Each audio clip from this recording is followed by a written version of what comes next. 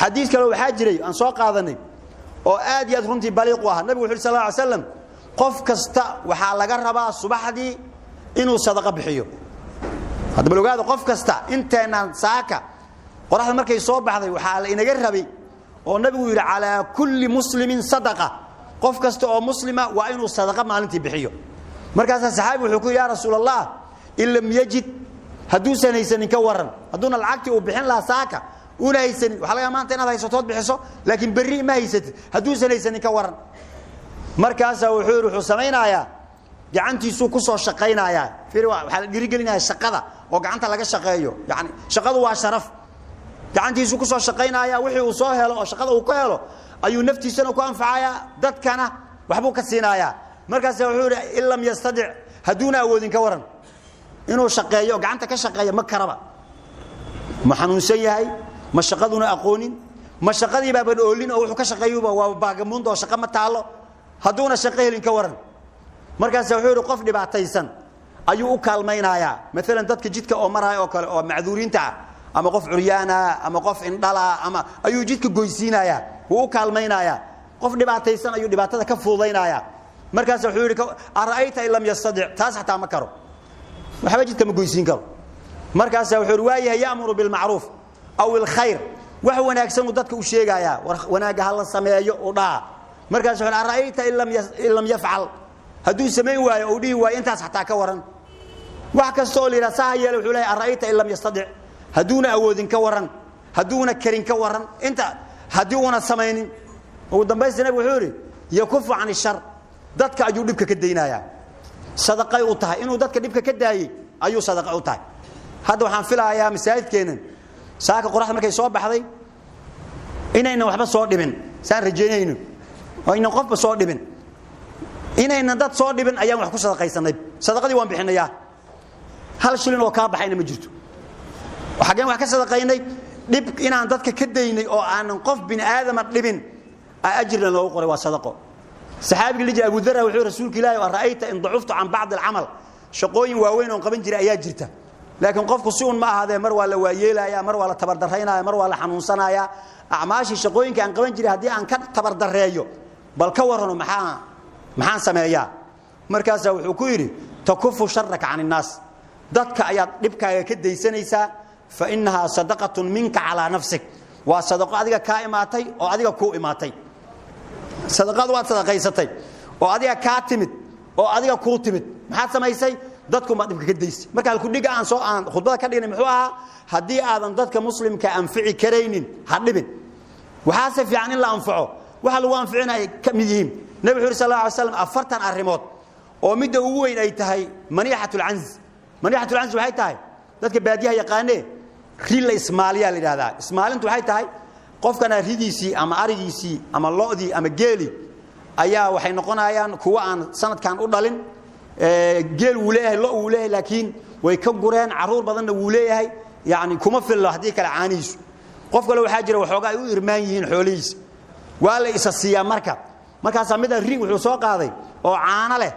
wuxuu siiyay qof kale oo walaalkiisa wuxuu dhahay ridaan inta ay caanaha leedahay soo hayso oo ku soo cadayso ilmaha u liso hadhow markay caanihii ka dhamaadaan oo xilliga caanaha yani ay gurtana ridii ma qaadanayo qofkaane maaligeedii marka hore iska lahayu soo celinaya intii caanaha laga isticmaalay bas ayuu sameeyay afartan rimood oo mid ugu weyn ay tahay sidaas la sameeyo rila ismaaliye hadan la iska soo ceshtay fi caanaheedu laga soo cabay mulkigeedina uu nazuulin oo ruuxi la dib ugu soo noqonaysa qofkii sameeyo waa arinta ugu weyn hada ay nafta wax weyn ma ah ridaan soo lisadan iyo soo celi wax weyn ma ah laakiin waxa way ugu weyn tahay inta kale way ka sii yeerihiin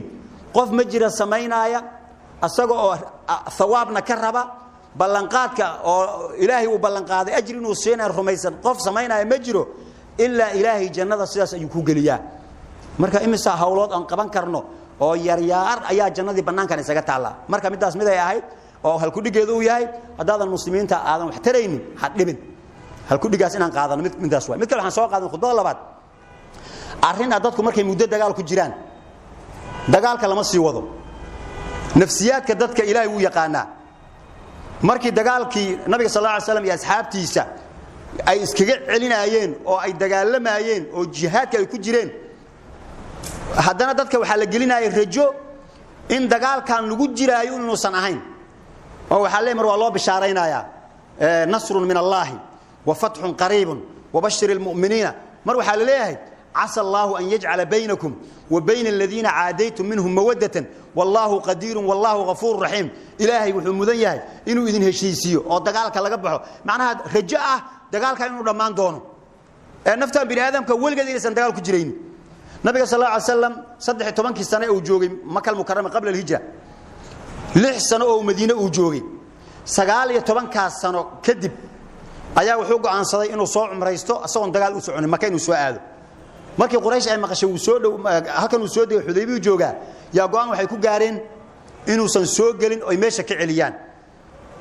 habkay ugu celin lahaayeen asagoo dagaalku ma soo talagelin dagaal ay soo diyaariyeen ciidankooday ratibteen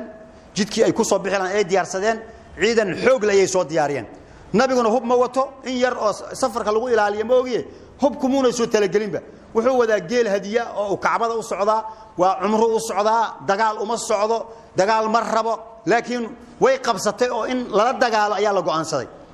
markaas wuxuu ku yiri kalimadii caanka ahayd asagoo reetolkii quraysh fiir ayagoo gaala ah ayuu nabiga hadana wuxuu xeerinayaa in la wada dhashay oo quraanka uu tilay waxaad ku tiraahdaa quraysh say dibka kaaga daayaan qul la asalukum alayhi ajran illa al mawaddata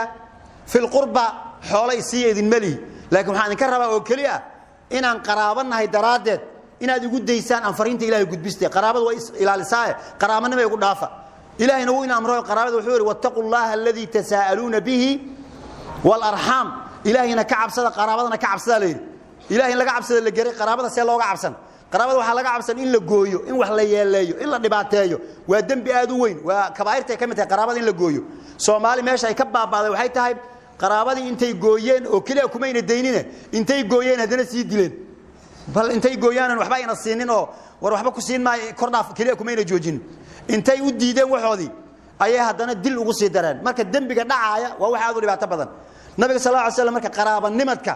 uu ixtiraamay uu xeerinay wuuna inala dardaarmay qaraabanimadku say muhiim u tahay wuxuu yiri Masar ayaad furan doontaan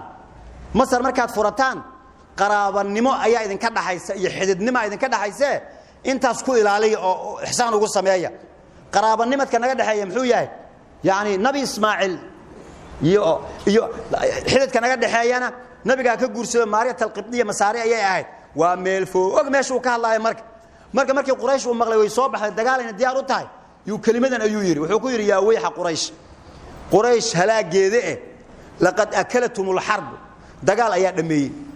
قريش ولد من دجال بيو تاجنانه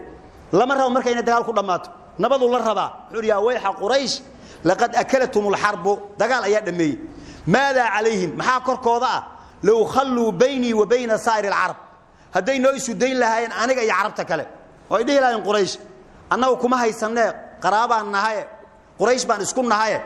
بل أنه أنكو ديني ناية دينتان أدو أدو يا عرب تكالي أيضون دينتان ديدن بل هرتا سوكا لبحا oo quraysh ayadu ay kayd ka gasho ama sida dhalinyarada banooniga yiraahdaan finalka inay fariisato oo in hadda dagaalka soo gelin ayada oo waxa dagaalka ku jira ay noqoto nabiga asxaabtiisa iyo carabta kale oo aan quraysh ahayn law khallu bayni wa bayna sa'ir al-arab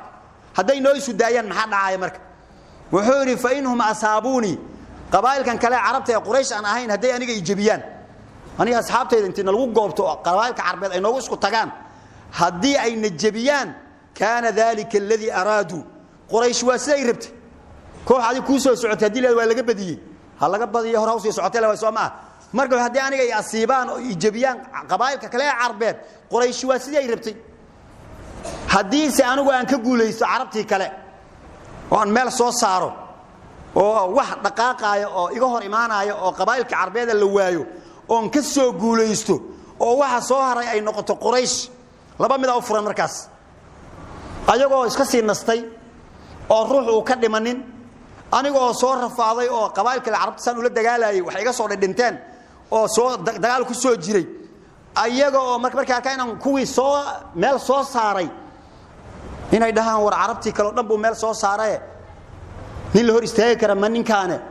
islaamkan uu wado waxa uu iska wata ma ilaahi baa leh waa loo soo gargaaray ma celin karnaa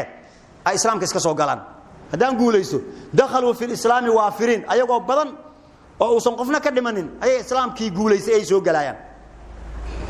hadday diidaan islaamka inay soo galaan hadday saa yeeli waayeen islaamka soo gali waayeen qaataluu markaasay dagaalamayaan wa bihim quwwa ayagoo xoog leh ayagoo sii nastay oo sii diyaar garoobay anigoo soo rafaaday iyo ayagoo xoog leh markaas aan iselne may fursad siiyaan soo tala fiican ma waa iga iska daaya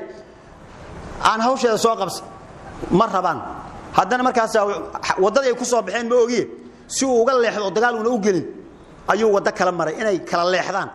markaas meel cariiri ah oo sida lagu fuulay ay dib ay tahay oo buurihii dhexdooda ah ayuu nabigu ayuu galay asxaabtiisana meesha ayuu marsiiyay ilaa dadka qaarkii meeshan cariiga maxaan u marayna way rafaaday uga baxeen laakiin labadii ciidan la kala badbaadiyay markay banaanka u baxeen yaa nabigu wuxuu ku yiri waxa tiraadaan nastaghfirullah da laana dibka ay dibsadeen nabiga meesha uu soo marsiiyay wuxuu yiri maanta waxay la mid ahayd sidii reer banu Israa'iil maalinkii Ilaahay uu ku yiri waqulu hidatu naghfir lakum khataayaakum waxa tiraadaan mas'alada aan Ilaahay ku weydiisanayno waa dambi dhaaf oo ayaguna intay ay diideen oo fabadala alladheena zalamu minhum qawlan ghayra alladhi qila lahum ay noqdeen